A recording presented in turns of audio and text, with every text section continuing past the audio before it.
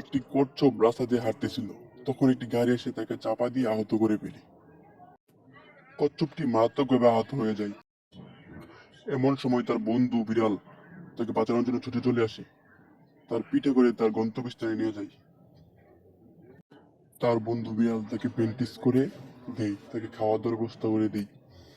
তারপর তাকে নদীর পাড়ে নিয়ে যায়। নদীর পাড়ে নিয়ে তাকে নদীর মধ্যে দিয়ে আসে তার গন্তব্যস্থানে।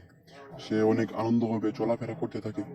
একদিন বিড়ালটি দেখতে পায় যে অনেক ঘূর্ণিঝড় আসতেছে। তারপর সে ঘূর্ণিঝড়ের মধ্যে পড়ে যায়। তারপর তার বন্ধু কচ্ছপ তাকে এসে উদ্ধার করে। কচ্ছপের পিঠে করে বিড়ালকে সমুদ্রে পাড়ি নিয়ে যায়। তারপর তারা তার বন্ধুদেরকে নিয়ে খেলাধুলা করতে থাকে। এভাবে কাটাতে থাকে তাদের জীবন।